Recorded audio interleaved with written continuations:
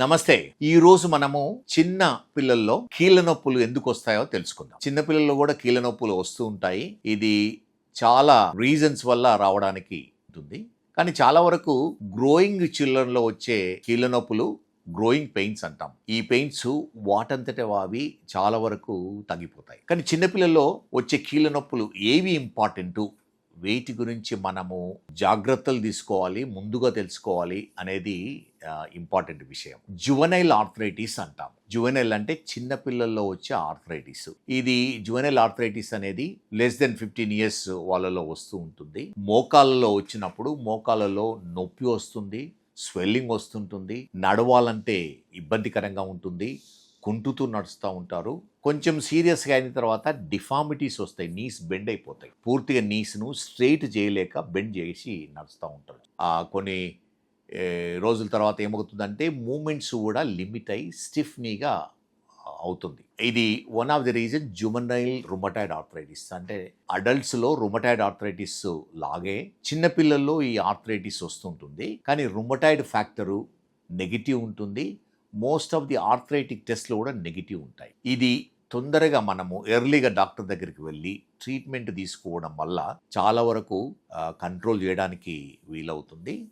చాలా వరకు complete relief రావడానికి వీలవుతుంది. సో జువెనైల్ రుమటాయిడ్ ఆర్థరైటిస్లో మెడికేషన్ ఉంటాయి. రుమటాలజిస్ట్ కొన్ని డిసీజ్ మాడిఫైయింగ్ మెడికేషన్ ఇవ్వడానికి వీలవుతుంది. అండ్ ఆర్థోపెడిక్ తరఫు నుంచి చూస్తే మోస్ట్ ఇంపార్టెంట్ థింగ్ ఏంటిదంటే ఎప్పుడైతే ఏ కీళ్ళు అయితే ఎఫెక్ట్ అయ్యావో అవి మొబిలిటీ మనం మెయింటైన్ చేయాలి. అంటే ఈ మోకాళ్ళు ఒకవేళ ఎఫెక్ట్ అయితే మోకాళ్ళను ఎక్సర్సైజ్, ఫిజియోథెరపీ ఎక్సర్సైజ్ చేస్తూ మూమెంట్స్ను మెయింటైన్ చేయవలసి ఉంటుంది. ఆ మూమెంట్ లేకుండా కంప్లీట్ రెస్ట్లో ఉండి కదలకుండా ఉంచడం వల్ల ఏమవుతుందంటే అది స్టిఫ్గా తయారై మూమెంట్స్ కంప్లీట్ లాస్ అవుతుంది. కొంచెం నొప్పి ఉన్నా కూడా మూమెంట్స్ చేయవలసి ఉంటుంది. అంటే 2 types ఆఫ్ ఎక్సర్సైజెస్. ఒకటి వెయిట్ ట్రైనింగ్, అంటే మనము మోకాలు చుట్టూ ఉన్న కండరాలను బలంగా చేయడము. రెండోది movement, range of movement exercise చేయడం చాలా ఇంపార్టెంట్. ఎందుకంటే మోకాళ్ళకున్న గుజ్జు రక్త ప్రసరణ ఉండదు. మోకాల్లో ఉండే ఫ్లూయిడ్ వల్లనే వీటికి న్యూట్రియంట్స్ సప్లై అవుతాయి. అది ప్రెషర్ వేరియేషన్ వల్లనే ఇది న్యూట్రియంట్స్ పంప్ అవుతూ ఉంటాయి. ఆ ప్రెషర్ వేరియేషన్ అనేది మన మోకాలను మూవ్ చేస్తేనే ఈ ప్రెషర్ వేరియేషన్ వచ్చి న్యూట్రియంట్స్ ఈ గుజ్జులోకి పంప్ అయ్యి అది హెల్దీగా ఉంటుంది.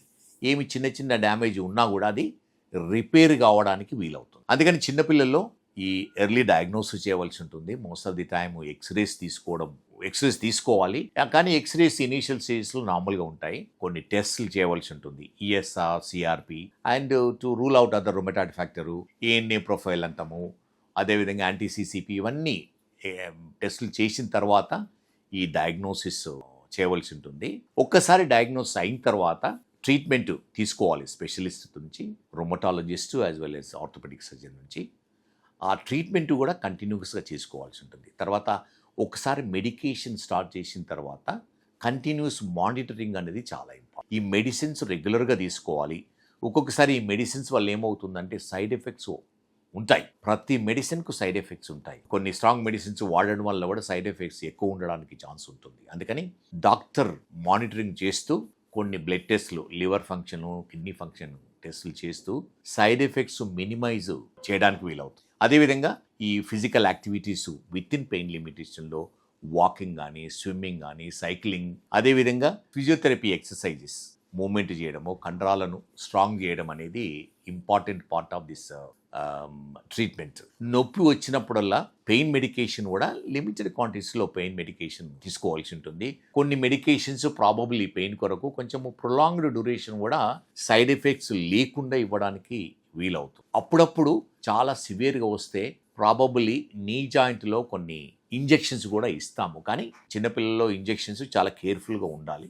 ఈ పిఆర్పి లాంటి ఇంజెక్షన్స్ పనిచేయవు ఫర్ జువెనైల్ రుమటాయిడ్ ఆర్థరైటిస్కు. కానీ అప్పుడప్పుడు అక్యూట్ స్టేజ్లో ఉన్నప్పుడు కొంచెం స్మాల్ డోస్ ఆఫ్ స్టీరాయిడ్ ఇవ్వడం వల్ల ఆ సిమ్టమ్స్ కంట్రోల్ అవుతాయి. కానీ చాలా కేర్ఫుల్గా ఉండాలి, జాగ్రత్తగా ఇవ్వాల్సి ఉంటుంది. ఎందుకంటే ఇంజెక్షన్ ఇవ్వడం వల్ల మనం ఇన్ఫెక్షన్ లోపలికి పోవడానికి వీలవుతుంది, పాసిబిలిటీ ఉంది. ఒక్కసారి జాయింట్ ఇన్ఫెక్ట్ అయిందంటే డిఫికల్ట్ క్యూర్, అండ్ ముందు ట్రీట్మెంట్స్ కూడా ఆ ఇన్ఫెక్షన్ వల్ల ప్రాబ్లం అవుతుంది. అందుకని ఎర్లీగా డయాగ్నోసిస్ చేసి ట్రీట్మెంట్ స్టార్ట్ చేసి కంటిన్యూస్ మానిటరింగ్ బై స్పెషలిస్ట్ అనేది చాలా ఇంపార్టెంట్.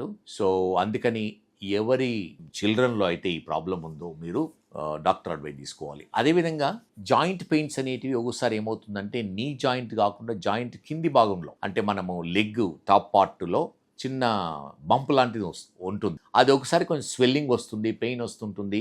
దాన్ని ఆస్కుడ్ స్లేటస్ డిసీజ్ అంటాం.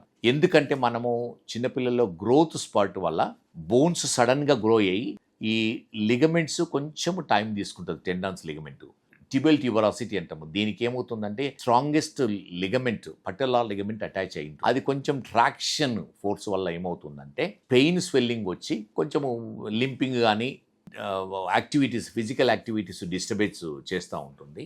ఈ condition most of the time self limiting condition అంటాం. అంటే దానంతటా అదే తక్కువైపోతుంటుంది. సింపుల్ మెడికేషన్స్తో, సింపుల్ పెయిన్ కిల్లర్స్ కానీ, పెయిన్ మొడాలిటీస్ లోకల్ క్రీమ్ రాయడం వల్ల సింపుల్ ఎక్సర్సైజ్ చేయడం వల్ల, అండ్ హెవీ ఫిజికల్ యాక్టివిటీస్, అంటే ఎప్పుడైతే సివియర్ సిమ్టమ్స్ ఉంటాయో ఫిజికల్ యాక్టివిటీస్ కొంచెం రిస్ట్రిక్ట్ చేయడం వల్ల ఏమవుతుందంటే ఈ పెయిన్ దానంతట అది కంట్రోల్ అవుతుంది. ఒకసారి గ్రోత్ కంప్లీట్ అయినాక ఈ కండిషన్ కంప్లీట్గా క్యూర్ అయిపోతుంది. ఇంకో విషయం, చిన్నపిల్లలు ఎలా అంటే విటమిన్ డిఫిషియన్సీ ఎస్పెషల్లీ రూరల్ కమ్యూనిటీలో, విలేజెస్లో ఉన్న వాళ్ళలో చాలా కామన్. ఈ విటమిన్ డెఫిషియన్సీలు ఏమవుతుందంటే మోకాళ్ళు వంకర అవుతుంటాయి. అదే కంటిన్యూ అయితే ఏమవుతుంది, ఆర్థరైటిస్ రావడానికి ఛాన్స్. సో ఈ విటమిన్ డి డెఫిషియన్సీ అనేది ఈజీగా డయాగ్నోజ్ చేయొచ్చు. దాని ట్రీట్మెంట్ ఇవ్వడం వల్ల ఏమవుతుందంటే ఈ డిఫార్మిటీస్ ప్రివెంట్ చేయొచ్చు. ఇనిషియల్ స్టేజెస్ ఉన్నాయి, ఆపరేషన్ లేకుండానే గ్రోత్ వల్లనే వాటంతట అవి కరెక్ట్ కావడానికి పాసిబిలిటీ ఉంది.